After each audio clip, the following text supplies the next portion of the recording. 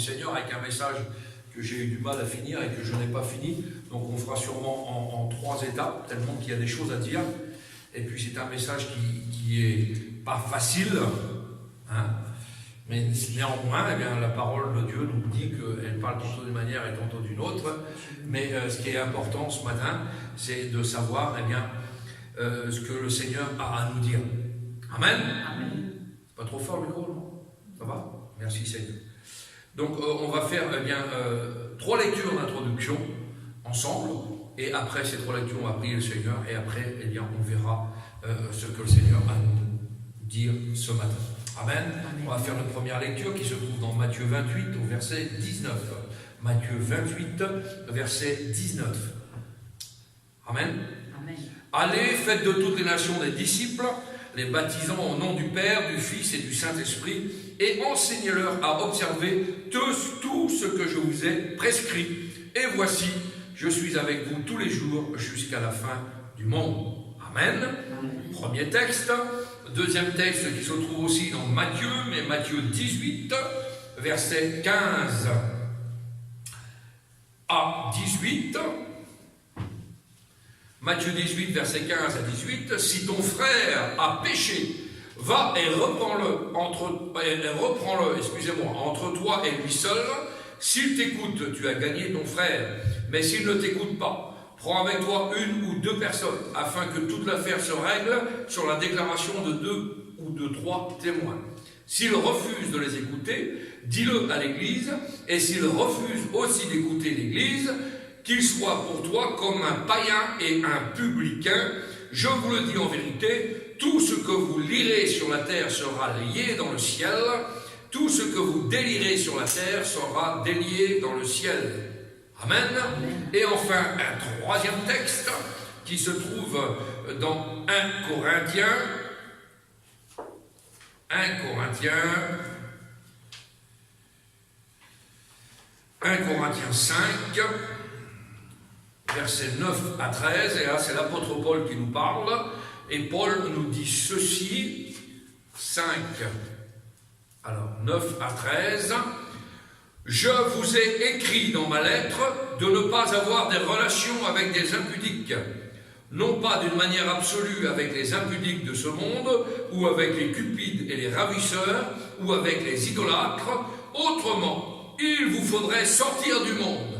Maintenant, ce que je vous ai écrit, c'est de ne pas avoir de relations avec quelqu'un qui, se nommant frère, est impudique, ou cupide, ou idolâtre, ou outrageux, ou ivrogne, ou ravisseur, de ne pas même manger avec un tel homme. Qu'ai-je en effet à juger ceux du dehors? N'est-ce pas ceux du dedans que vous avez à juger? Pour ceux du dehors, Dieu les juge. Ôtez le méchant du milieu de vous. Amen. Ah, vous voulez savoir où c'est que je vais en venir avec tous ces textes? Eh bien, on va le voir. Ce matin, le Seigneur m'a mis à cœur de vous parler, d'abord de ce qu'est un vrai disciple, deuxièmement de ce qu'est la discipline dans une église, et troisièmement, avec qui ne pas avoir de relation, c'est-à-dire motif d'exclusion d'une assemblée. Ah, je suis dur ce matin. Merci Seigneur. Mais ce n'est pas moi qui en parle, c'est la parole du Seigneur. Alors nous allons voir ça, parce qu'aujourd'hui, je m'aperçois qu'en allant de droite et de gauche, beaucoup d'assemblées ne prennent pas ces critères de discipline. Pourquoi? Parce que beaucoup de pasteurs veulent garder les membres. Amen. Alors qu'un membre est engagé dans l'église financièrement, ça c'est une chose, mais il ne veut pas perdre leurs membres parce qu'ils ont confondu le mot membre et le mot disciple. L'église ne nous appartient pas, c'est l'église du Seigneur. Alléluia. Et puisque c'est l'église du Seigneur, il faut avoir une discipline chrétienne dans cette église. Il faut qu'on soit des vrais disciples. Alléluia. Et deuxièmement, on a peur de dire les vérités aux gens. C'est pour ça qu'aujourd'hui, dans le monde évangélique, ça va très mal et on obtient des dérives en abondance avec des fausses doctrines, avec des faux raisonnements, parce qu'en amont, nous n'avons pas fait le nécessaire. Et parce que nous n'avons pas fait le nécessaire, eh bien tout va à volo, tout va dans tous les sens. Et aujourd'hui, on prend les Écritures plus au pied de la lettre, mais on prend les Écritures pour en faire des prétextes pour faire n'importe quoi. Laissez-moi vous dire que la parole de Dieu, elle est oui et amen, elle est affirmative, elle est ferme, elle est droite. On ne triche pas avec la doctrine de la Bible, parce que si vous trichez avec la doctrine de la Bible, vous trichez avec Dieu, et à ce moment-là, si vous trichez avec Dieu, le ciel est fermé pour vous. Je suis dur ce matin, mais je suis dans la réalité biblique. Nous sommes disciples de Jésus-Christ pour faire des disciples. Amen. Et donc marcher dans la discipline de l'Église de Christ. Alors avant toute chose, on va voir déjà ce qu'est un disciple. Parce qu'avant, le mot était merveilleux. On était tous des disciples dans la parole du Seigneur. Et le mot disciple a été transformé par le mot chrétien. C'est pour la première fois à Antioche que les disciples de Christ se sont appelés chrétiens. Mais sous le mot chrétien aujourd'hui, on peut mettre tout et n'importe quoi. Le mot chrétien devient un sac à dos fourre-tout où on peut mettre un chrétien, rock'n'roll chrétien, musique chrétienne, dancing chrétien, boîte de nuit chrétienne, on met tout ce qu'on veut. On a une étiquette de chrétien. Si vous demandez à plein de gens dans la rue, vous êtes chrétien? Oui. On croit en Dieu? Oui, mais quoi? Qui, quoi, comment?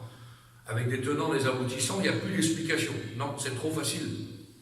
Le mot chrétien est moins précis que le mot disciple. Parce que le mot disciple, on va le voir ensemble, si nous posons la question, vous avez ouvert un dictionnaire, vous aurez appris qu'un disciple est un élève. C'est le sens du terme latin discipulus, qui est à l'origine de notre mot disciple. Un disciple, dit encore le dictionnaire, est une personne qui reçoit l'enseignement d'un maître. Vous avez bien compris que ce matin, votre maître, c'est pas moi. Amen. Amen. Le maître, c'est Jésus. Le maître, c'est Dieu le Père. Mais ce n'est en aucun cas le loin de l'Éternel. Si il est utilisé comme un instrument, il peut être utilisé comme toi, tu peux être utilisé aussi à apporter la parole du Seigneur, à témoigner autour de toi, afin de faire des disciples. Ni plus, ni moins. Je ne suis pas le patron. Le patron, c'est Christ. Le chef de l'Église, c'est Christ. La tête de l'Église, c'est Christ. Beaucoup de mouvements pensent que le seul intermédiaire, des fois, entre Dieu et les hommes, des fois, ce serait peut-être le pasteur. Non. Si vous misez dans un homme, si vous mettez votre foi dans un homme et que l'homme tombe, votre foi est vaine. Il faut mettre votre foi en Christ. Lire la parole. Mettre la parole en pratique. Scrutez les Écritures. Soyez des Béréens ce matin. Regardez les textes de la parole. Mon peuple se meurt faute de connaissance, dit la Bible. Pourquoi? Eh bien parce que déjà, il n'y a rien de nouveau sous le soleil, mais du temps du Seigneur, de ce temps-là, les gens n'étaient pas assidus à l'écriture, ils ne comprenaient pas tout, et ils ne lisaient pas tout, à part cette tribu de Béréens, ce qu'on appelle les Béréens, et en fait, eux, ils scrutaient les Écritures. Et comme ils scrutaient les Écritures, on ne pouvait pas les emmener en bateau. Vous avez vu, aujourd'hui, vous allez dans une compagnie d'assurance, vous souscrivez une assurance quelconque, on oublie de lire les petits astérix et les petits filets qui sont en bas, et quand on a un pépin, c'était pas dans le contrat.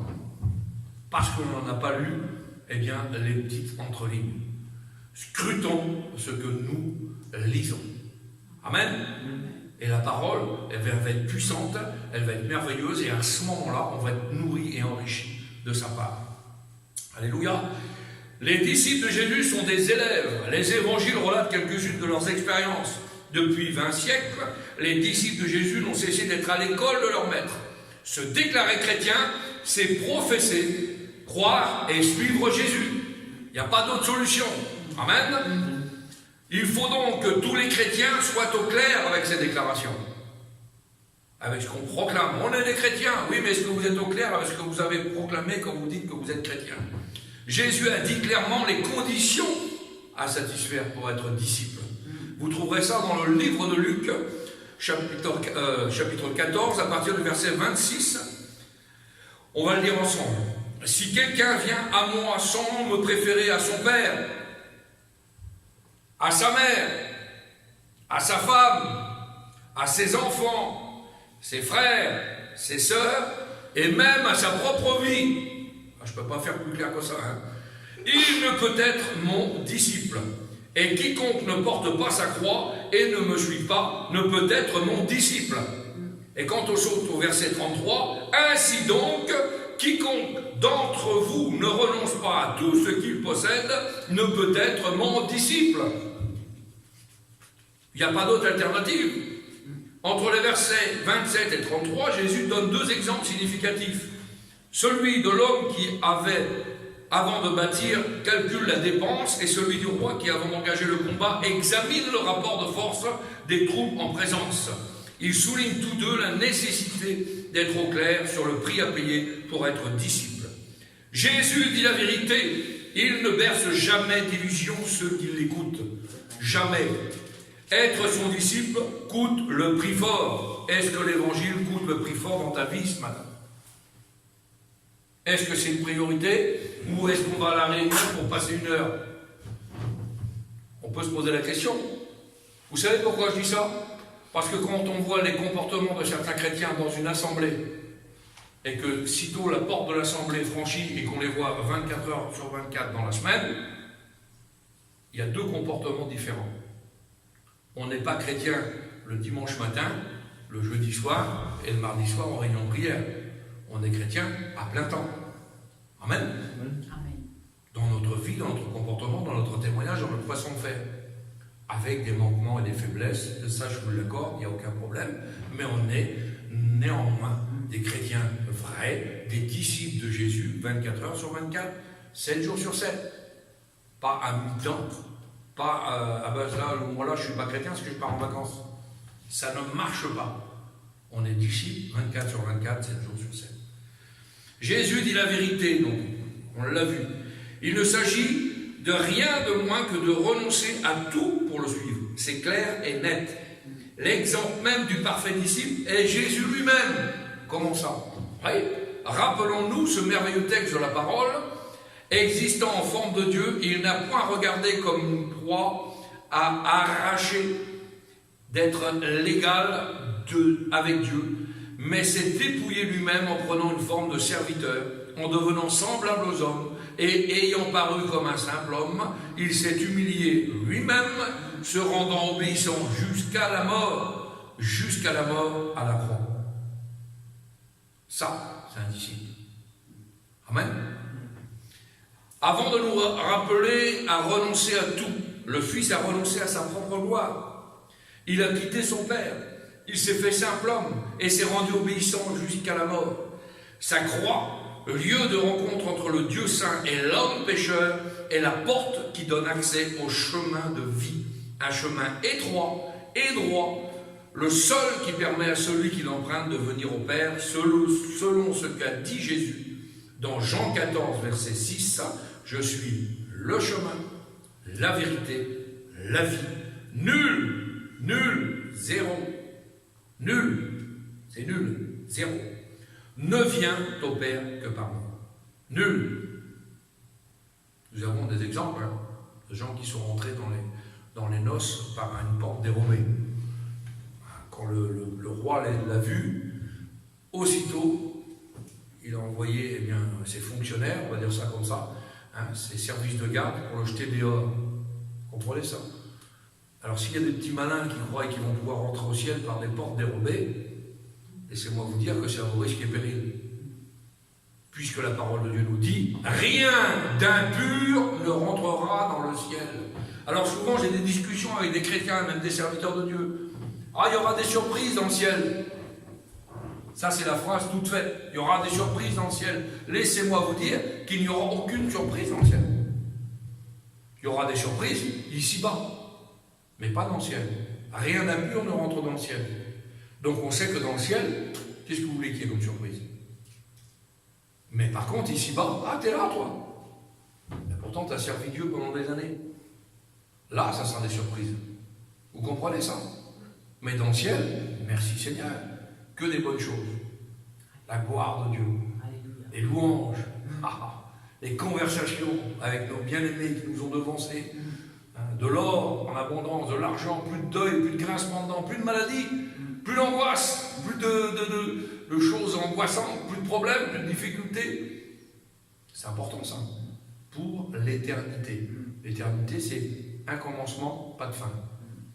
Quelle merveilleuse destinée qu'on a là. Hein? Et oui. Donc en résumé, être disciple de Jésus-Christ, c'est quitter le chemin large et facile que se trace l'être humain autonome pour s'engager sur le chemin étroit et droit qui va de la croix au Père. C'est veiller constamment à ne pas s'en écarter, mettre une croix sur le monde et se savoir crucifié pour lui, tenir fermement les promesses de Dieu, ne vivre que pour lui et par lui. Amen. Alors je sais qu'ici, il y a des gens qui sont, on va dire, dans le bon chemin, qui ne sont pas encore tout à fait engagés, mais qui ont pris la bonne direction. Amen. Amen. Mais il faut savoir qu'au bout de cette direction, le but final, c'est de crucifier notre propre chair à la croix. On doit être broyé. Broyé. Comprenez ça? On a tué, eh bien, la chair. On a assez parlé sur la chair. J'avais parlé des ennemis des chrétiens. Hein, le monde, Satan, c'est des bons. La chair, sont des ennemis. Il faut qu'on fasse taire cette chair. L'apôtre Paul a toujours dit dans la parole du Seigneur, je tiens durement ma chair en bride. Pourquoi? Parce qu'il sait qu'à tout moment, elle peut ressurgir. Il sait que la chair est faible et la chair a des désirs contraires à l'esprit. On a vu tous ces textes. Alors, eh bien, si on crucifie cette chair à la croix, alors nous, nous marchons selon l'Esprit de Dieu. Et si nous marchons selon l'Esprit de Dieu, nous faisons la volonté du Seigneur. Alléluia, c'est important ça. Amen, je ne suis pas trop dur pour l'instant.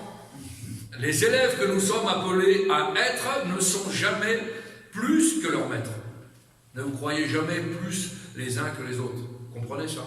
Hein? Ces souffrances sont aussi notre lot. Elles sont incontournables. Mais pour le disciple comme pour le maître, elles précèdent quoi? La gloire. Alléluia. Relisez chez vous par exemple ce que dit Paul dans Romains 8, verset 18, et vous verrez ce qu'est précéder la gloire. Merci, merveilleux. En réfléchissant au prix à payer pour être disciple, il convient de nous souvenir ce qu'il a affirmé au terme du sermon sur la montagne.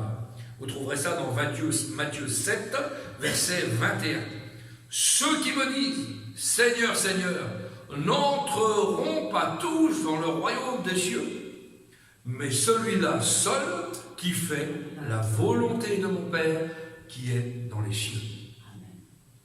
Aujourd'hui, beaucoup trop de gens se revendiquent, beaucoup trop de gens s'affirment comme des chrétiens véritables.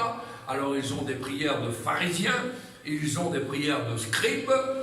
Merci Seigneur, je ne suis pas comme le reste de ces hommes, je donne ma dîme de toutes mes offrandes, ça sera le dernier volet. On verra, hein, la dîme et les offrandes, ça viendra en bout de ce volet-là, hein, sur la discipline dans l'Église. C'est important, parce que ça fait partie de la discipline dans l'Église. Mais en attendant, il y a beaucoup de gens qui crient au Seigneur, « Oh, je suis mieux que lui, moi. Prends-moi, je te prie plus que lui, je te loue plus que lui, je jeûne plus que lui. » Mais tout ça, c'est du vent. C'est du vent. Ce qui compte pour le Seigneur, c'est la sincérité de ton cœur. Alléluia. Il n'y a pas de chrétien supérieur aux autres, je n'arrête pas de le dire. Il n'y a pas de pasteur supérieur aux autres. Nous sommes tous au même niveau. Et puis de toute façon, si on avait un niveau différent, la Bible nous enseigne à voir notre frère ou notre sœur toujours plus grand que nous. Et si nous avons cette vision-là, nous ne pouvons pas nous enorgueillir. Par contre, si nous avons la vision contraire, c'est dangereux pour notre vie spirituelle. Faisons bien attention à ça. Impossible donc d'être des disciples au rabais. On ne peut pas être des disciples de Christ au rabais. Si nos actes ne sont pas conformes à la volonté du Père, une seule solution, n'a pas 50, une seule solution, nous repentir et obéir. Amen. Amen. Un disciple médite la Bible. C'est un élève, on l'a vu tout à l'heure. Quand vous passez des examens dans une école, quel que soit le niveau de l'école, même en petit niveau, pour nos enfants qui sont là, eh bien, il faut lire ce qu'on nous a appris. Hein? Donc, un disciple médite la Bible. Il scrute les Écritures, on l'a vu tout à l'heure, comme pour les Béréens. Il fait partie d'une assemblée, une église. Pas une cellule de maison, hein? Une église. Hein? Amen. Amen. On ne se disperse pas de droite et de gauche, et on va le voir tout à l'heure. Hein. Pourquoi? On fait partie d'une église, on est engagé avec Dieu. Alors bien sûr, il y a des conditions à remplir. Vous savez que je ne mâche pas mes mots. S'il y a des églises qui ne marchent pas dans la doctrine de Dieu, vous avez tout à fait le droit de les quitter. Là, il n'y a aucun problème. Si vous voyez que ça ne tient pas la route, que vous êtes à côté et qu'on vous enseigne des fausses choses, tombeur, souffleur, etc., sauvez-vous en courant. Un homme peut vous tromper, le Saint-Esprit de Dieu ne vous trompera pas. Alléluia. Vous mettez à genoux chez vous, vous demandez une orientation spirituelle, et vous allez voir que vous allez aboutir à cette orientation spirituelle. On a un exemple ici merveilleux. La sœur Kéla vient de Narbonne, elle a été conduite par l'Esprit pour venir jusque dans cette église-là. Aujourd'hui, elle est là. Demain, le Seigneur peut l'envoyer ailleurs, pas de problème. Et pour l'instant, elle est là. Voir à Dieu. C'est ça. Et être un disciple, donc un élève de Christ, implique qu'à travers Christ, nous devons écouter la discipline que Christ veut nous montrer. Quelques exemples dans la discipline à l'Église, on va le voir. Et là, je vais être un peu plus dur. Quand le pasteur prêche dans l'Église, le seul bruit que nous devons entendre, ce sont les Amen et gloire à Dieu. À moins qu'il vous prêche quelque chose qui n'est pas à l'heure de Dieu. Bien compris, hein? Là, vous avez le droit de garder le silence. Et après, vous venez le trouver à la fin de la réunion. Tu nous as raconté des bêtises. D'accord? Mais quand un pasteur prêche dans l'église, le seul bruit que nous devons entendre, ce sont les Amen et les gloires à Dieu. Dites Amen pour voir. Amen. Voilà ce qu'on veut entendre. C'est simple, hein? Quand tu parles avec ta femme ou ton copain d'à côté ou quelqu'un dans l'église, quand on parle comme ça pendant les réunions, eh bien, n'oubliez pas qu'ici, ce n'est pas votre maison. Vous n'êtes pas chez vous ici. Vous êtes chez vous dans le sens spirituel, mais vous êtes dans la maison de Dieu. Et dans la maison de Dieu, on ne se lève pas, on ne sort pas, on ne rentre pas, on mange, on boit, on se promène, on répond au téléphone, on va le voir, toutes ces choses-là. Non, c'est pas comme ça. Vous êtes dans la maison du Seigneur. Alléluia. Alléluia. C'est pour ça que mon petit va arrêter son jeu tout de suite. Il a compris la parole du Seigneur. Ici, ce n'est pas votre chambre. Comprenez ça? Et le plus malheureux, c'est que même les prédicateurs parlent en plein culte. Là, je parle pour les prédicateurs. J'ai vu des prédicateurs, quand on a des réunions entre nous, ou des pastorales, que quelqu'un vient nous apporter un sujet. L'autre jour, on était presque 400 serviteurs de Dieu à Mulhouse. J'ai été interpellé, parce qu'en fait, il y a des gens qui ne sont pas attentifs du tout. On répond, allô, oui. Et c'est des pasteurs, hein. Je parle pour les pasteurs en premier. Hein. Vous comprenez ça? Alors, parce que tu es invité, tu n'as pas vu depuis longtemps, on parlera après, quand on mangera un morceau de pain ensemble. On parlera après la réunion, mais on écoute toujours ce que la parole de Dieu a à nous dire.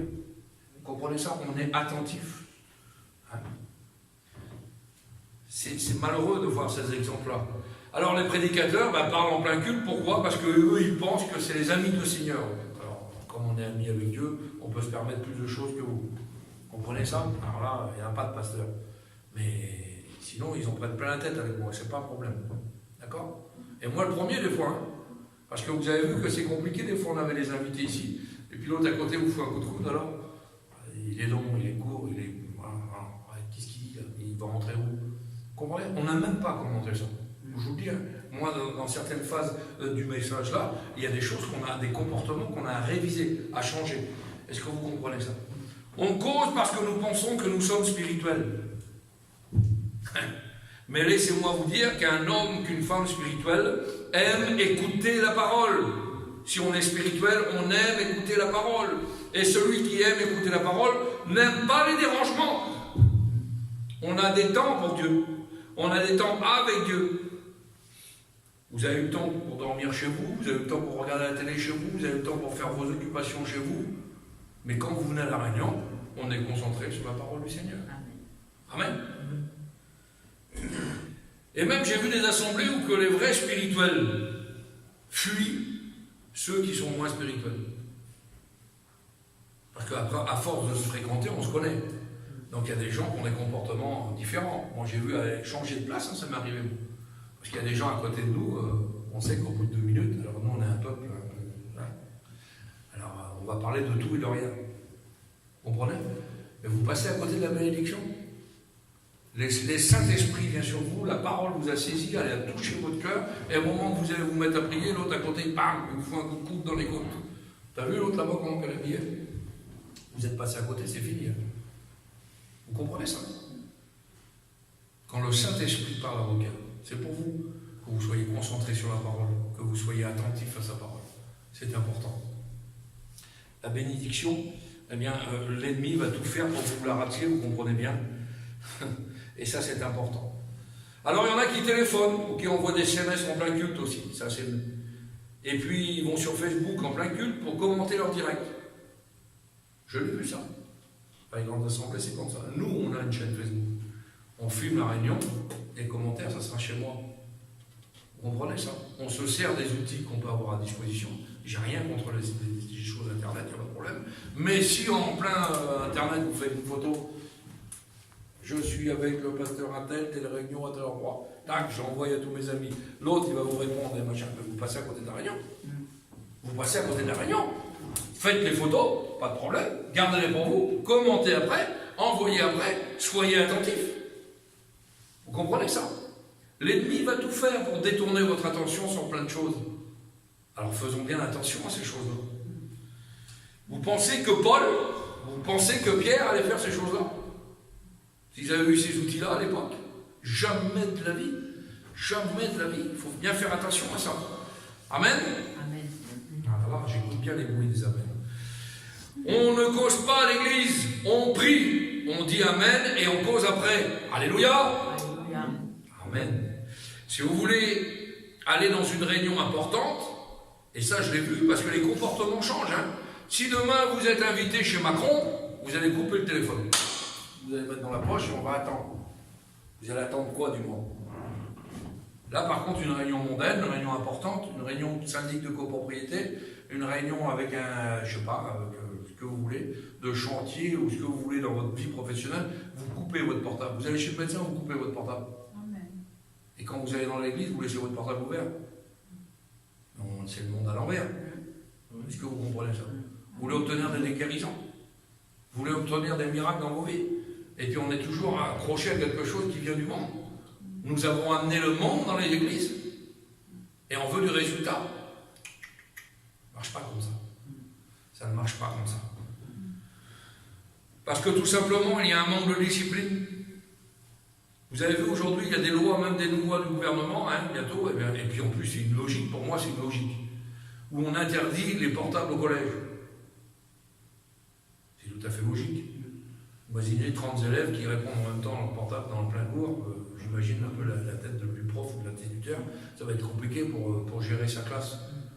Alors, les lois du monde interdisent ces choses-là, mais nous, il faut qu'on les accepte. Donc les jeunes viennent là, ils font ce qu'ils veulent. Vous savez, alors là, on a des adultes, mais quand je m'occupais des réunions de jeunes et que je faisais des réunions de jeunesse, pour faire enlever un portable à un jeune, vous y arrachez sa vie, son cœur, je ne sais pas ce que vous y arrachez. Alors j'arrivais à faire des réunions quand même, ou alors je mettais une corbeille dehors, et quand on faisait des réunions, ils venaient, alors à la fin, j'avais même plus besoin de le dire, ils venaient à la rentrée de la réunion, ils posaient leur portable dans le éteindre, parce que je ne veux pas te déranger non plus. Alors, ils posaient leur portable dans la corbeille et ils la prenaient en sortant. Et je voyais qu'il y en avait quelques-uns et c'était dur. C'était des démangeaisons aiguës, la bougeotte aiguë, et voilà. C'est un lien. Vous savez qu'on peut être lié par ces choses-là. Faisons bien attention. Maintenant, autre chose. Un autre point qui existe. On dort à l'église.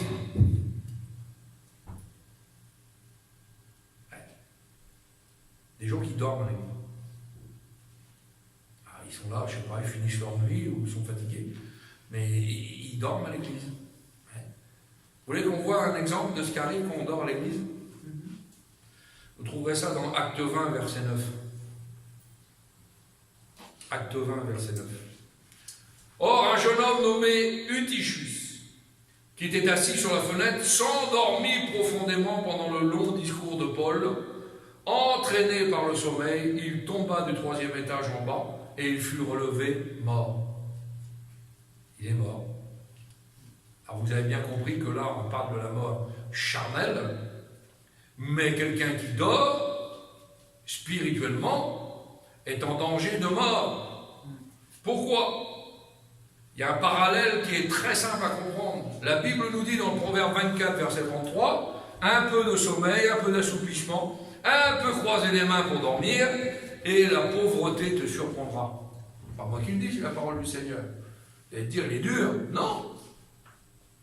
Si on est assoupi spirituellement, si on est dans un coma spirituel, est-ce que vous croyez que le Saint-Esprit va vous bouleverser? Vous avez fermé vos cœurs déjà.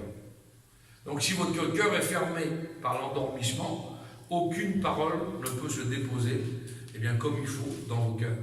Il faut être éveillé quand on est à l'église. Amen. Ça dure 1 heure, 1 heure et demie, 2 heures. Vous avez tout l'après-midi pour dormir. Et quand vous dormirez avec cette parole qui sera rentrée dans votre cœur, ne vous inquiétez pas, j'espère que vous serez tourmentés par le Seigneur. Vous avez vu les rôtisseries armoricaines, les poulets qui tournent sur les poches? Vous tournerez dans votre sommeil comme ça. Parce que le Saint-Esprit vous dira, ah là, t'as compris la parole, t'as compris la parole, t'as compris la parole, et là vous serez bouleversé dans votre cœur. Ah oui. Des fois, c'est vrai qu'on est fatigué, ça peut arriver, c'est tout à fait logique. Mais on a une disposition de cœur à avoir quand on va à la réunion. Je vous le dis, ça c'est dans la disposition et dans quel but nous venons à la réunion. Pour aller passer 1 heure, aller au cinéma. Pour voir quelqu'un prêcher parce qu'il est bien habillé, aller au théâtre. Vous voulez recevoir un mot de Dieu, une parole qui vient de Dieu? Alors soyez attentifs. Sinon vous allez entendre un bruit, un ronronnement dans votre esprit. Mais vous n'allez pas écouter. Écouter, ce n'est pas la même chose. C'est un verbe qui a 2 portées. Vous comprenez ça? Quand on écoute, on est attentif. Quand on entend un bruit. J'ai entendu, là, il y a eu un clash, il y a une bombe qui a explosé, il y a une voiture qui a percuté un arbre. J'ai entendu.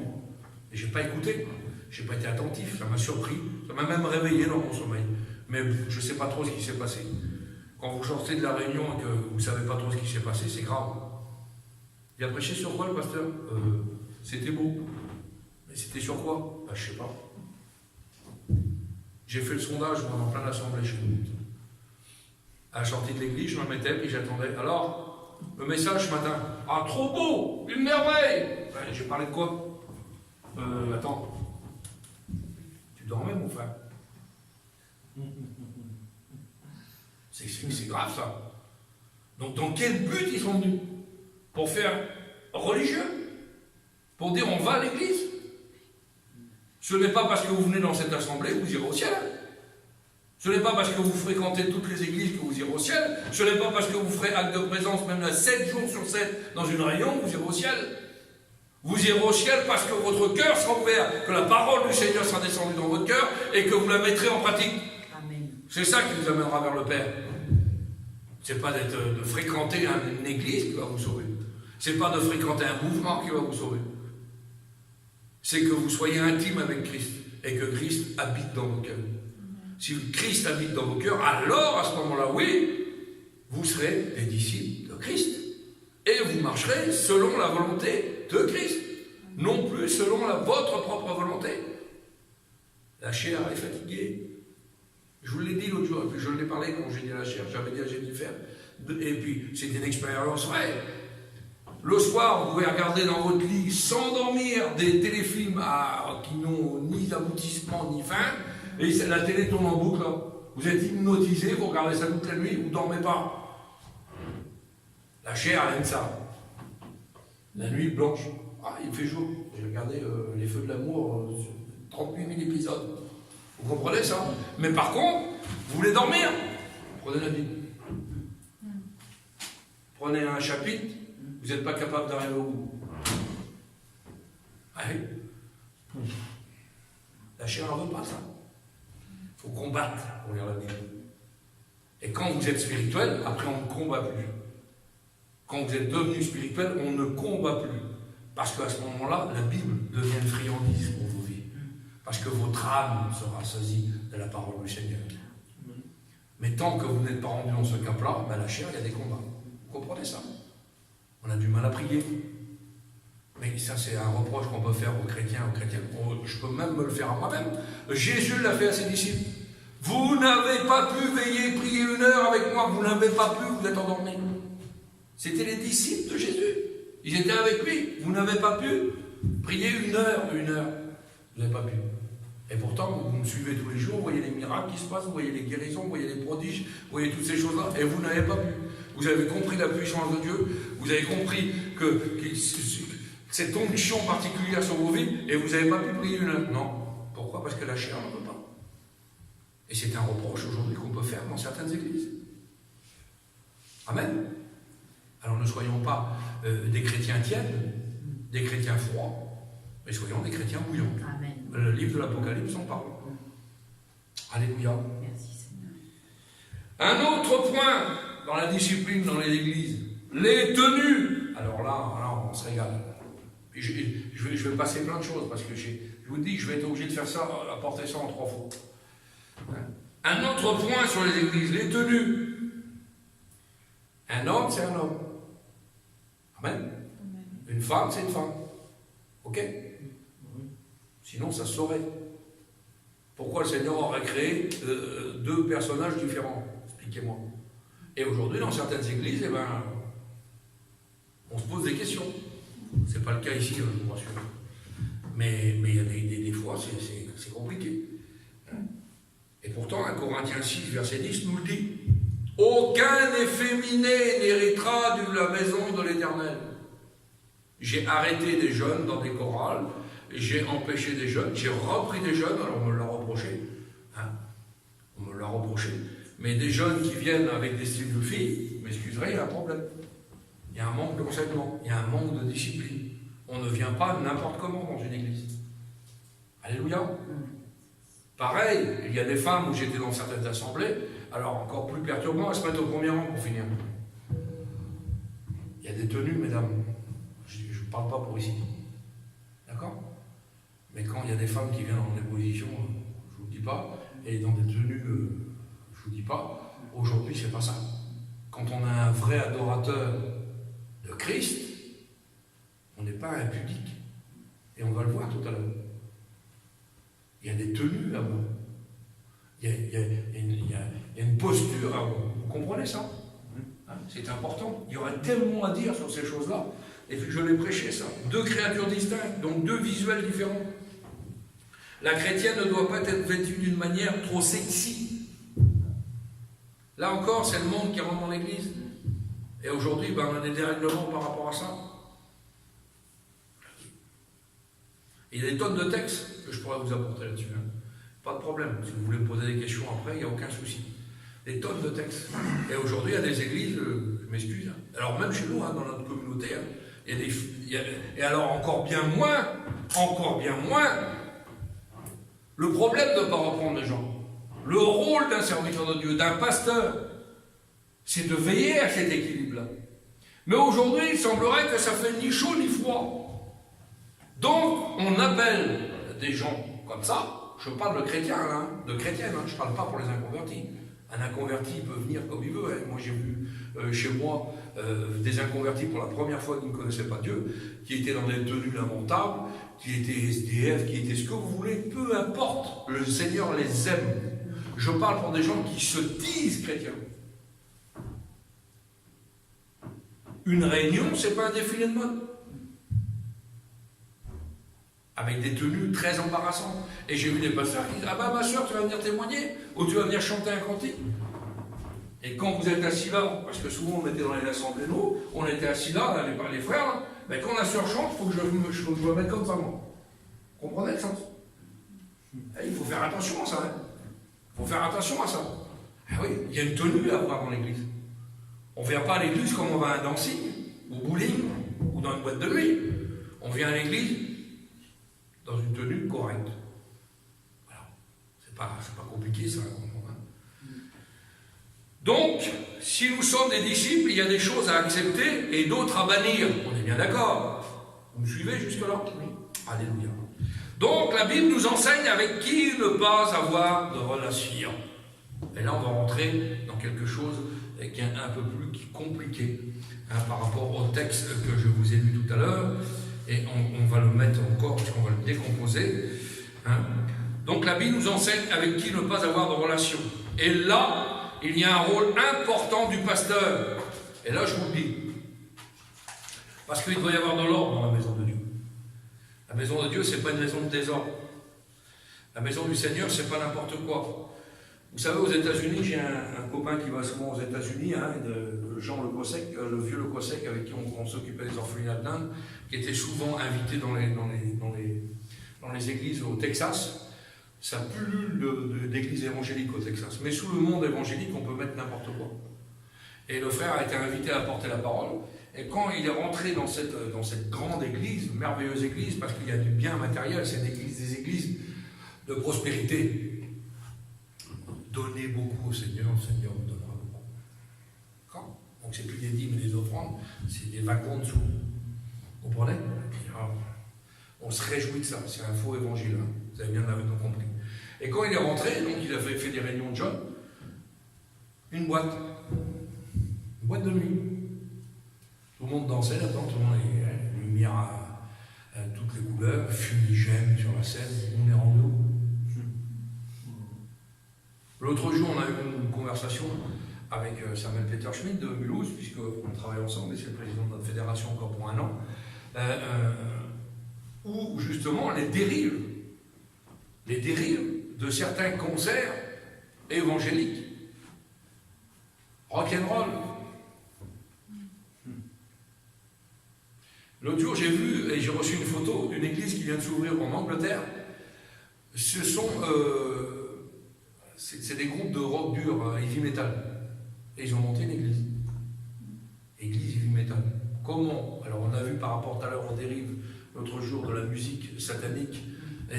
Alors comment on peut jouer du heavy metal qui est à vocation satanique et puis adorer Dieu ? Vous m'expliquez ? Mais alors on nous dit les réponses, hein, parce qu'on a des réponses en face. Alors il y a des gens qui disent, ouais, mais faut être branché, on n'est plus au siècle dernier. Aujourd'hui, on a une société de progrès. Le progrès n'a pas de bout. Le progrès, des fois, eh bien, ça nous emmène à faire des rétrogrades. Et puis des mauvaises doctrines. Faisons bien attention à ça. Amen. Alors oui, il y a des choses à ne pas avoir, avec qui ne pas avoir de relation. Et là, il y a un rôle important du pasteur qui ne doit, pour avoir pas peur de reprendre, de censurer, d'expliquer, d'interdire. Alors là, c'est dur. Hein. Des fois, il faut censurer, reprendre, interdire, mais toujours avec un esprit de douceur. Et je l'ai dit tout à l'heure, beaucoup malheureusement ont abandonné pour ne pas froisser. Aujourd'hui, il ne faut pas froisser le chrétien. D'accord ? Il ne faut pas, il faut le flatter. Il faut garder des membres. Mais tu ne te rends pas compte ? Si je dis la vérité à mon frère, mais qu'il me donne sa dîme tous les mois, je suis en porte-à-faux. Qu'est-ce que je fais ? Je lui dis la vérité, je perds mon frère, mais j'ai plus sa dîme. Donc l'église ne fonctionne plus, on ne peut plus payer le loyer parce qu'il en manque 2 ou 3 ou 4 ou 5. C'est pas grave. Je vous dis de tout mon cœur, je ne mâcherai jamais mes mots. Si ce sont les mots de la parole du Seigneur, je ne vous flatterai jamais, je vous dirai la vérité, parce que ce qui m'intéresse en vous, c'est que vos âmes soient sauvées. Peu importe que ça vous plaise ou que ça ne vous plaise pas, si vous avez des remontrances à faire, mettez-vous à genoux, faites des remontrances à Dieu. C'est aussi simple que ça. Hein. Si vous n'êtes pas d'accord avec moi, c'est une chose. Maintenant, si vous n'êtes pas d'accord avec la parole du Seigneur, là, ça va être compliqué pour votre vie spirituelle. Là, on parle de choses réelles, ancrées, vraies, écrites. Et ça n'a pas changé. Alors, il ne faut pas perdre de membres. Et puis, je vais vous donner un exemple fabuleux qui est venu chez nous, hein, ce frère Raymond Bourgier, avec qui on est en contact par mail toujours. Hein, et puis, il m'a invité à aller au Québec. Je ne sais pas si un jour j'aurai l'occasion d'aller prêcher au Québec. On verra ça, on mettra ça entre les mains du Seigneur.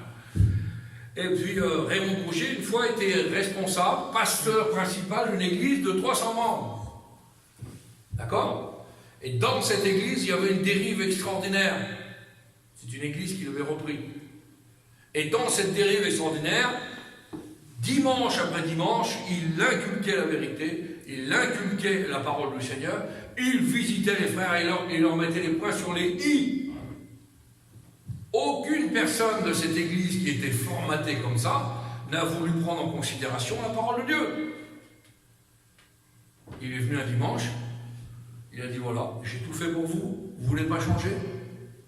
Eh bien écoutez, je m'en vais de l'église. Prenez un autre pasteur. Je ne peux pas vous prêcher dans des conditions comme ça. Il faut être un homme de Dieu pour faire ça, hein? Et il a dit, maintenant vous êtes prévenus, je vous ai averti de ce qui allait vous passer. Vous ne voulez pas comprendre, vous ne voulez pas changer de position. Je n'ai plus rien à faire chez vous. Vous ne voulez pas m'écouter. Mais à travers moi, vous ne voulez pas écouter la parole du Seigneur. Mais je vais vous apporter quoi? Et il est parti de l'église. Mais aujourd'hui, il semblerait qu'on fait des compromis pour rester ci, pour ça. Et puis c'est fabuleux, parce que plus on est nombreux, plus on peut se cacher dans des noyaux, et on ne voit pas. Pourquoi? Parce que ça, c'est des choses que je vous avais enseignées l'autre jour sur le vrai berger. C'est qu'aujourd'hui, comme on ne prend pas le temps de visiter les gens, comme on ne prend pas le temps de passer avec les chrétiens, c'est pour ça qu'il faut des moments intimes, en plus de l'église, en plus de la réunion. Il faut avoir des contacts extérieurs. C'est pour ça qu'on fait des agapes régulièrement avec les chrétiens de l'église. C'est pour ça qu'on fait des jeûnes de prière régulièrement avec les chrétiens de l'église. C'est pour ça qu'on fera des chaînes de prière régulièrement avec les chrétiens de l'église. Pour rester en contact spirituel, non pas pour me plaire à moi. Vous n'avez pas à me plaire à moi, vous avez à plaire à Dieu. Vous comprenez ça? Vous voulez que les chaînes tombent, vous voulez que les liens tombent, vous voulez avoir du résultat, vous voulez porter du fruit dans vos vies chrétiennes? Eh bien, si vous voulez porter du fruit dans vos vies chrétiennes, ce sont des solutions. Je vous donne les clés. Si vous n'en voulez pas, c'est libre à vous. Mais néanmoins, mon comportement ne changera pas à moi. Vous comprenez ça? Et si on est 2, on sera 2. Si on est 5, on est 5. Si on est 10, on sera 10. Mais aujourd'hui, les gens ne veulent plus écouter la sainte doctrine. Pourquoi? Parce que nous sommes dans les temps de l'apostasie. La Bible en parle. Et dans les derniers temps, les gens seront ennemis de la doctrine de Dieu. Ils voudront écouter des choses flatteuses. T'es belle, Jennifer. C'est merveilleuse. Continue comme ça. Si je vous dis ça à tous, chacun individuellement, vous allez continuer dans votre chemin. Mais si je vous dis attention, là, fais comme ça. Fais plutôt comme ça. Parce qu'attention, on parle bien de reprendre avec un esprit de douceur. On ne parle pas de pointer le frère du doigt, là. Hey, va pas devant tout le monde et de l'afficher. C'est pas biblique non plus, ça. Vous comprenez bien ça. Mais si on a de la visite et si on a de l'attention avec les gens, les brebis du Seigneur, alors à ce moment-là, oui, nous pouvons soigner individuellement et nous ferons un troupeau de vainqueurs. Amen. Alléluia. Amen. Galates 6, verset 1. Frères, si un homme vient à être surpris en quelque faute, vous qui êtes spirituels, redressez-le avec un esprit de douceur. C'est la Bible qui le dit.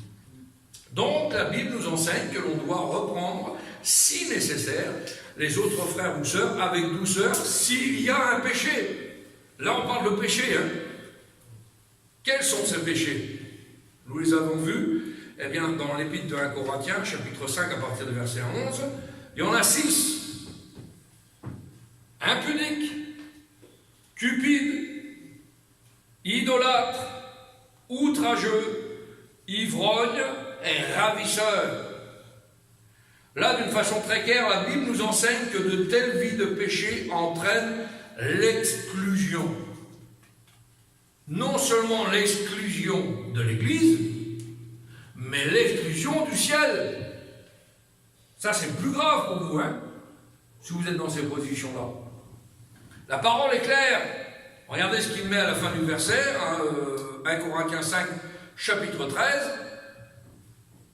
Ôtez le méchant du milieu de vous. Ôtez le méchant du milieu de vous. Sortez-le, virez-le, foutez-le dehors.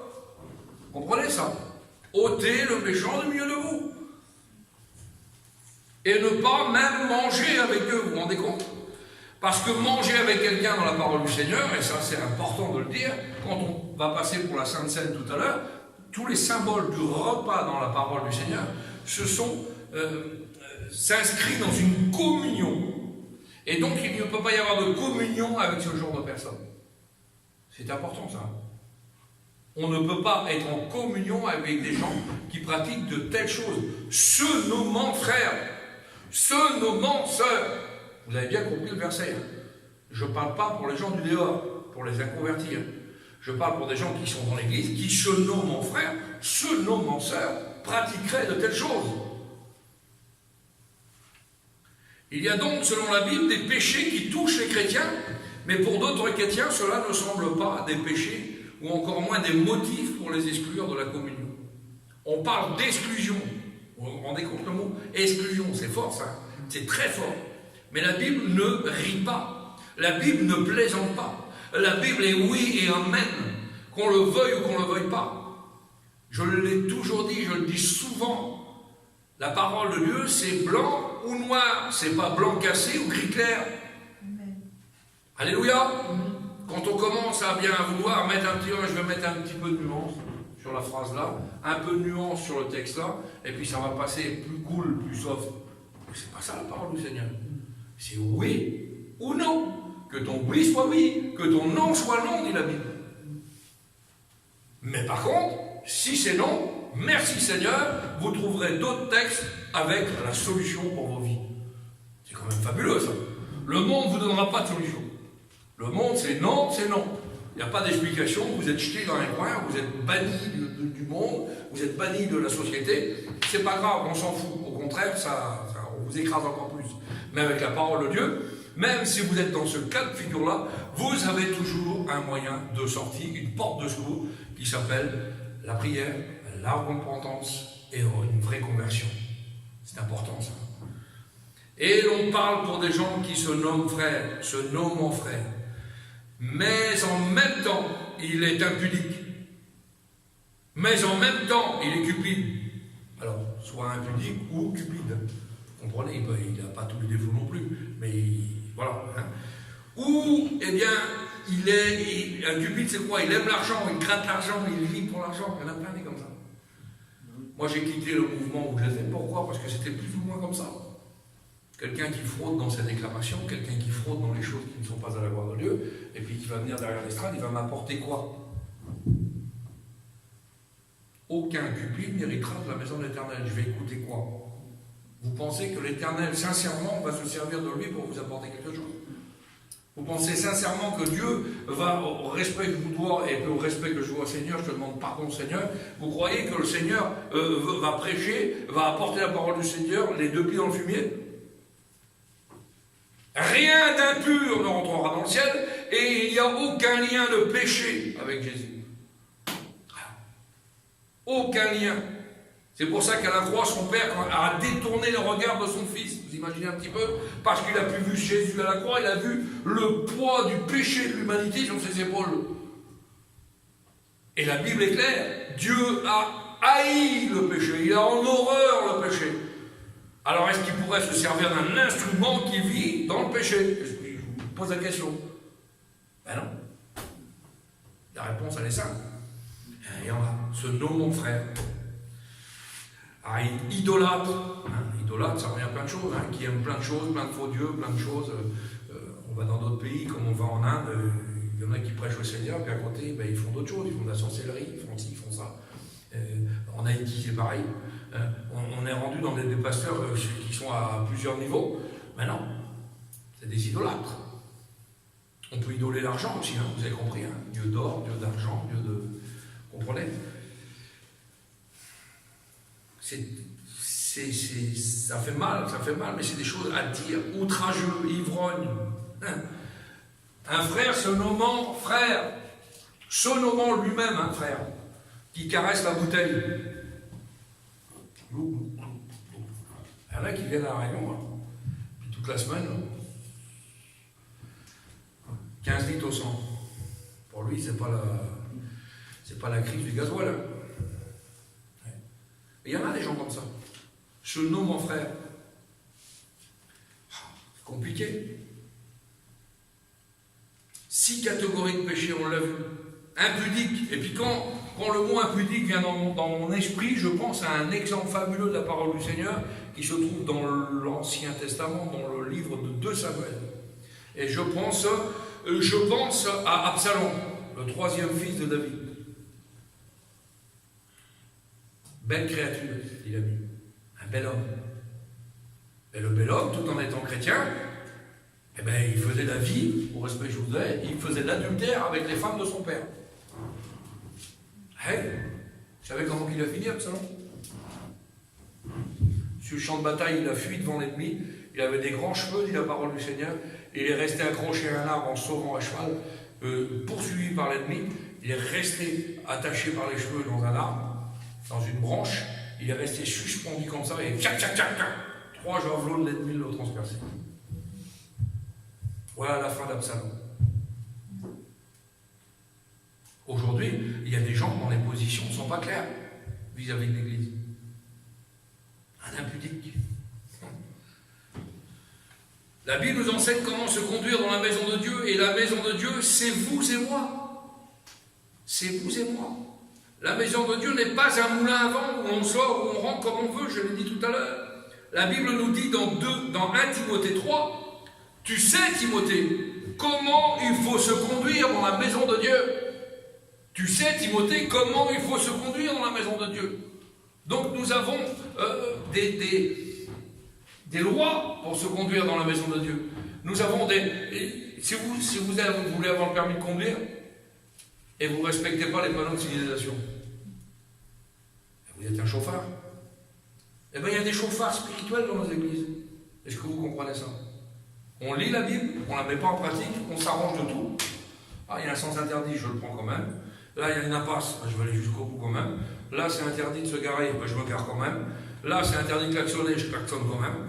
Là, c'est un feu rouge. Attention, dit la Bible, t'as un feu rouge pour ta vie, je passe quand même. Et vous voulez de la bénédiction? C'est impossible.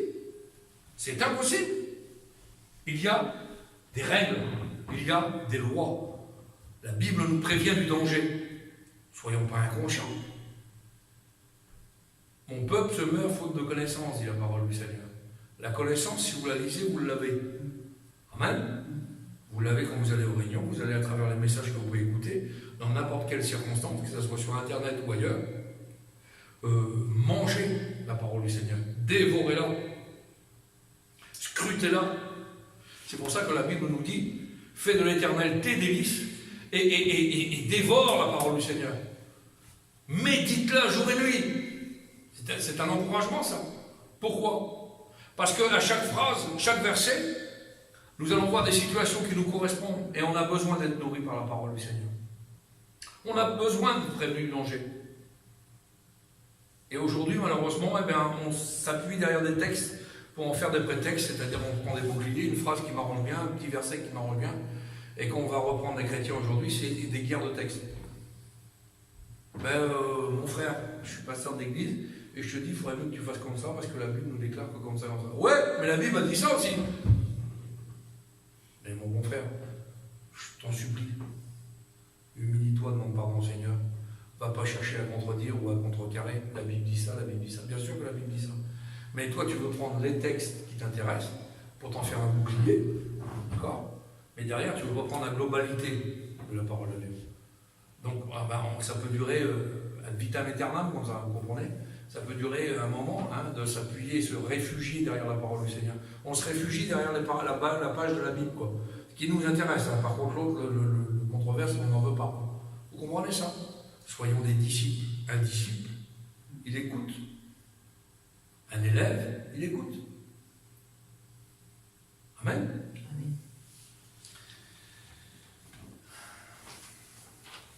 Ces péchés, ces attitudes-là sont des délits contre les bonnes mœurs. Avant, nous étions pécheurs, vous avez la gloire de Dieu, on est devenus chrétiens. Amen. Merci Seigneur. Même si on n'est pas engagé par les eaux du baptême, on est chrétien. Tu as donné ton cœur à Dieu un jour, tu es chrétienne. Tu es sur le bon chemin.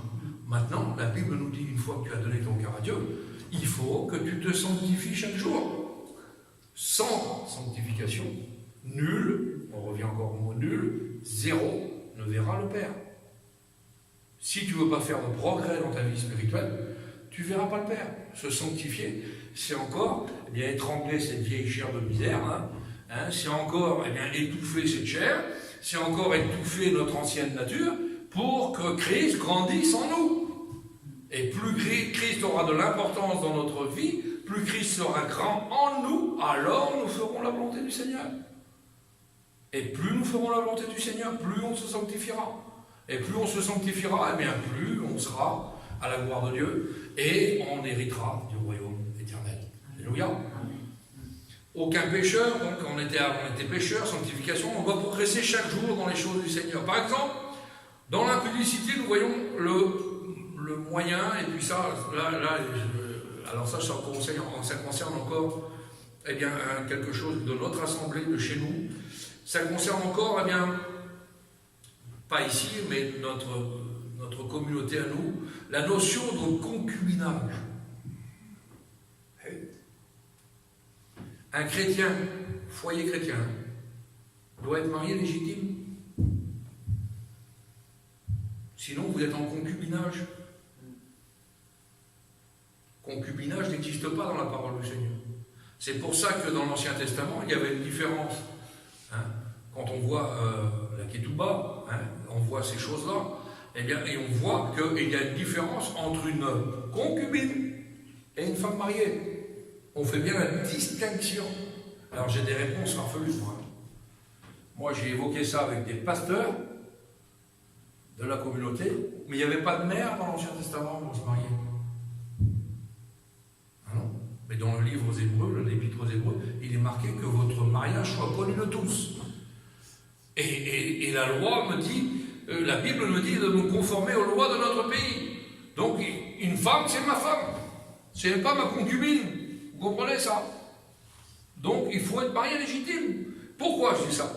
Parce que vous avez remarqué comment là encore, Satan a eu une force terrible dans le monde où nous vivons. Pourquoi? Eh bien parce que quand vous vivez en concubinage, là on revient donc de l'impudicité, on passe à la cupidité. Pourquoi? Si je vais en concubinage, eh bien moi j'ai mon petit chèque et madame a son petit chèque. Vous comprenez ça? 2 chèques. Moi j'ai vu des gens extraordinaires.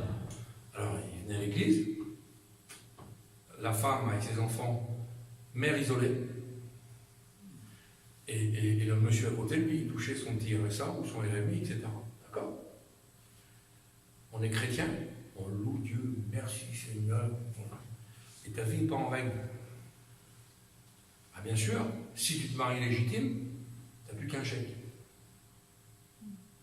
Vous comprenez comment l'impudicité mène à la cupidité? Parce que c'est comme ça que ça fonctionne aujourd'hui. Parce que c'est le profit qu'on tire de toutes ces choses-là. Il faut bien faire attention à ça. Alors là, je parle bien pour un foyer chrétien. Si votre compagnon ou votre compagne n'est pas chrétienne, ne l'obligez pas, dans un premier temps, à être marié légitime. Vous comprenez bien ce que je veux dire, parce que lui ne connaît pas Dieu. Mais je parle de là on parle de péché dans ce verset-là, où des gens se nommant frères, des sœurs se nommant sœurs, pratiquent ces choses-là. Vous comprenez ça? Une grande différence. Amen. 1 Thessaloniciens 4, verset 1 à 8. Paul prêche là ce que je vous prêche. Il vous enseigna ce que je suis en train de vous enseigner. Parce que ces choses-là existaient aussi à l'époque de la parole. Regardez ce qu'il dit. 1 Thessaloniciens, on va le lire ensemble. 1 Thessaloniciens 4, versets 1 à 8. Au reste, frères, puisque vous avez appris de nous comment vous deviez vous conduire et plaire à Dieu, et que c'est cela que vous faites, nous vous prions et nous vous conjurons au nom du Seigneur Jésus de marcher à cet égard de progrès en progrès. Vous savez en effet quel précepte nous vous avons donné de la part du Seigneur Jésus. Ce que Dieu veut, c'est votre sanctification, ce que vous vous absteniez de l'impudicité. Les textes sont clairs. Amen. Un autre exemple formidable, Hébreux 12, verset 16. À ce qu'il n'y ait ni impudique ni profane comme Ésaü, qui pour un mets vendit son roi d'aînesse. Vous connaissez l'histoire d'Ésaü, pour un plat de lentilles. Pour un bien passager. Il a vendu son roi d'aînesse. Faire attention. Dieu exclut donc les impudiques de son ciel et de l'Église. Il faut donc qu'en tant que pasteur, gardien du troupeau, une mise au point par rapport à ces choses-là soit faite. Le monde encourage ces choses-là, on l'a vu, hein, pas marié, tant dessous, marié, tant dessous, c'est réduit. Alors effectivement, on se dit, ah là là, mais vous ne croyez pas qu'on sert le Dieu qui est capable de tout savoir et de savoir tel besoin particulier? Vous ne croyez pas qu'on sert un Dieu qui est capable de répondre à nos besoins? La Bible dit, mettez-moi de la sorte à l'épreuve et vous verrez si pour vous je n'ouvre pas les écluses du ciel. On a des tonnes d'exemples. On pourra avoir des témoignages là-dessus. Des situations qui étaient irréversibles, on se place devant Dieu, et d'un coup l'administration, pouf, c'est pas du vol, c'est des choses qui sont mises en règle, parce que Dieu a mis sa main sur ces choses. Vous comprenez? Apocalypse 2, versets 19 à 20. Puis on va terminer sur ces paroles-là, et puis on passera sur... Je ferai en 3 étapes, parce qu'il y a beaucoup de choses à dire. Et là, le verset s'adresse aux églises de Thyatire. Regardez un petit peu ce que dit la parole du Seigneur. Je connais tes œuvres. Il connaît nos œuvres. Hein. Vous êtes d'accord avec nous? Amen. Ton amour. Ah, merci Seigneur, tu m'aimes. Ta foi. Alléluia, j'ai la foi. Ton fidèle service. Ah, t'es fidèle dans le service. Merci Seigneur. Mais ta constance. Tes dernières œuvres, plus nombreuses que les premières. Ah non, je porte du fruit là. Merci Seigneur. J'ai toutes ces choses-là, je porte du fruit.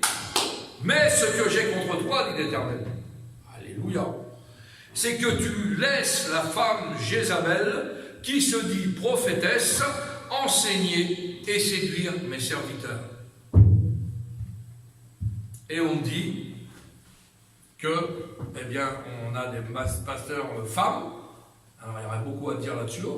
Et quand on a dans les églises de maison aussi, que les femmes puissent... Alors, il y a une différence entre être prophétesse et avoir le don de prophétie. Vous êtes bien d'accord? Vous pouvez très bien avoir le don de prophétie. Il n'y a aucun problème là-dessus. Mais maintenant, ce n'est pas parce que vous prophétisez de temps en temps, ou même à chaque réunion, que vous êtes prophétesse. C'est pas du tout la même chose. Et aujourd'hui, beaucoup de gens s'auto-proclament dans des statuts, dans des costumes qui ne sont pas taillés pour eux. Vous comprenez ça? Alors, il faut bien faire attention à ça. Ah oui, alors, laisse la femme Jézabel qui se dit prophétesse enseigner et séduire mes serviteurs pour qu'ils se livrent à l'impudicité et qu'ils mangent des viandes sacrifiées aux idoles. C'est le rôle des femmes dans l'Église. Faisons bien attention. Un jour, je vous ferai une réunion de femmes. Pas d'accord? Et je vous dirai ce qu'une femme est dans l'Église. C'est pas négligeable, hein? Attention, hein? Je vous mets pas là, vous êtes aussi grande que moi, il n'y a pas de problème. Hein? Mais il y a des situations, il y a des choses bien précises dans la parole du Seigneur. Alors je sais qu'il faut vivre avec son temps, alors il faut être moderne. Mais il y a des choses que moi, le modernisme, s'il va avec la parole du Seigneur, merci Seigneur. S'il est contre la doctrine, non, j'en veux pas. Comprenez ça? Alors faisons bien attention. Et que dire des mots outrageux, qui veut dire offense extrêmement grave, constituant une atteinte à l'honneur, à la dignité, un affront, une injure. Il y a des frères et des sœurs comme ça, qui se nomment aux frères, sont outrageux. Idolâtres, qui rend un culte divin aux idoles, qualifie une personne qui voue une admiration sans borne à quelqu'un ou à quelque chose. Vous pouvez même idolâtrer le pasteur de votre église. Et aujourd'hui, on a les dérives, à quoi ça comporte. Hein, je travaille avec des frères du Congo, je vous l'ai dit souvent, et au Congo, aujourd'hui, on a certaines dérives, même dans beaucoup d'églises africaines. Pourquoi? Parce que les pasteurs de ces églises-là sont portés. Ils sont tellement, c'est presque des rois. C'est pire que le président, les pasteurs. Vous comprenez? Alors, ils sont idolâtrés. On les met tellement à une posture importante qu'aujourd'hui, on voit les dérives que ça comporte. Vous comprenez ça? Hein, j'ai encore reçu une vidéo l'autre jour où il y a le pasteur que pour rentrer dans son église marche sur le dos des chrétiens.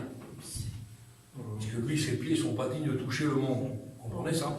Par contre, les chrétiens, ils ont le droit d'être à plat ventre et on a le droit de marcher dessus. Vous comprenez ce que je veux dire? Ça? On arrive dans des choses qui sont extraordinairement folles. Il faut bien faire attention. Le monde évangélique va très très mal. Pourquoi? Parce qu'il n'y a pas de fondement biblique. On détourne la parole, on extirpe les textes, on les étire, on les tord, on fait des élastiques avec les versets. Alors si vous tirez sur un verset avec un élastique, vous comprenez? On sent, entre, il y a des blancs, ouais. Donc on rajoute les blancs, donc on met du blanc à nous. Vous comprenez ça? Non. La parole de Dieu n'est ni ancienne ni moderne, elle est toujours d'actualité. Et elle ne variera pas, elle ne changera pas. Amen. Amen. Si nous restons sur les fondements, pourquoi la Bible nous dit ne pas déplacer les bornes anciennes? Parce que c'est une borne. C'est comme les panneaux de circulation que je vous ai dit tout à l'heure. On ne va pas les déplacer. S'il y a un feu rouge et un carrefour, c'est parce qu'il y a besoin d'un feu rouge et un carrefour. Mais on ne va pas traverser dans n'importe quelle proportion. Vous comprenez ça? Ravisseur, ça veut dire voleur, quelqu'un qui commet un rapt et puis ivrogne, hein, vous savez. Alors, c'est marrant parce que le monde ne dit pas ivrogne, il dit alcoolique. Le mot alcoolique n'existe pas dans la parole du Seigneur. Aujourd'hui, dans les fondements du monde, on a même les alcooliques anonymes. On parle d'un ivrogne dans la parole du Seigneur. Aucun ivrogne n'héritera de la maison de l'Éternel. Vous comprenez ça? Alors, sur ces paroles-là, sur ces versets-là, vous avez bien compris que j'ai peut-être été dur ce matin, mais vous avez la solution. Hein, et puis de toute façon, il n'y en a pas chez vous, vous avez bien compris. Je ne parle pas pour vous. Vous avez bien compris aussi que le Seigneur ne veut pas vous perturber dans vos comportements, mais c'est des enseignements à avoir parce qu'on a besoin, plus que jamais, et puis vous préparez aussi à vous à rencontrer ces cas de figure-là, dans les églises, dans les assemblées que vous fréquentez ou que vous voulez fréquenter. S'il y a ces cas de figure-là, faites bien attention. Je suis obligé. Alors, il y a des fois des frères qui me disent oh, comment tu fais pour trouver des messages tout le temps? Tu prêches 2-3 fois par semaine, mais j'ai juste à ouvrir ma vie. J'aurais pas assez de ma vie pour pouvoir parler du Seigneur. Vous comprenez ça? Il y a tellement de sujets vastes, tellement de sujets intéressants, et qu'on plonge dans une profondeur d'écriture, ça ouvre encore une autre porte, une autre porte, une autre porte. Il faut qu'on soit prêt. Moi, ce que je veux ce matin, c'est que vous preniez cette parole en considération, que vous soyez prêts à affronter les événements, que vous soyez prêts à toutes sortes de situations, que ce soit dans les assemblées ou ailleurs, que vous soyez prêts à tous ces cas de figure qui peuvent se présenter devant vous, parce qu'on a tous des niveaux différents spirituels. Et si vous n'êtes pas assez préparé spirituellement, alors vous allez peut-être aller dans quelque chose où vous n'aurez pas de solution. Et puis là, vous vous rappellerez le Saint-Esprit, merci Seigneur, vous rappellera en temps voulu, ah oui, mais le frère m'avait parlé de ça. Donc il va, attention, alerte. Il y a le petit drapeau rouge qui s'agite dans votre esprit, et là, ah oui, c'est vrai, donc tu m'as parlé comme ça, il faut que je fasse attention. Faisons bien attention. Parce qu'avec les gens que nous avons vus, les cas de figure que nous avons vus, qui se nomment frères ou se nomment sœurs pratiquent ces choses-là, nous n'avons même pas à avoir de communion avec. Nous n'avons pas à aller passer du temps avec. Nous n'avons pas à aller franchir le pas de leur porte. Comprenez ça? Puisqu'ils ne veulent pas. Ils ne veulent pas être repris. Ils ne veulent pas. Qu'est-ce que vous allez faire? La Bible dit, voyez-les comme des païens. C'est grave, hein? Mais ce qui est plus grave, c'est pas ça, c'est d'être exclu du ciel. Parce que le but d'un chrétien, tout chrétien, le but de sa vie, c'est le ciel. C'est l'enlèvement de l'Église. Le Seigneur revient bientôt, merci Seigneur. Vous voyez bien que tous les événements qui se passent, on parle de chaos, du mot chaos aujourd'hui dans la rue, dans toutes ces choses-là. Parce que là encore, et là où c'est formidable, parce que souvent on me pose la question, et puis là je parle directement de quelqu'un, hein, aucun politique, aucun n'a une solution pour ces choses-là. Aucun. La preuve, ils sont tous sur les plateaux de télévision, jour après jour, il n'y en a pas un qui est capable de dire pain, ou bas, ou peu, ou si, parce que les gens ne veulent même plus croire dans la politique. On est passé à autre chose. On est dans un état de rébellion permanent, dans un état de chaos permanent. Pourquoi? Parce que c'est un chaos organisé. Ne nous y trompons pas, nous ne nous engageons pas dans des mauvais combats, nous n'avons pas peur à ces choses, hein. Vous avez bien compris. Hein. On ne fait pas de politique, mais on n'a pas peur à ces choses. Voyons ces choses arriver parce qu'elles doivent arriver. Mais nous, de notre côté, soyons prêts. Prions Seigneur. Amen. Louons Dieu. Amen. Alléluia. On prie le Seigneur ce matin. Merci Seigneur. Seigneur, nous voulons te bénir, te rendre grâce, te dire merci pour ces instants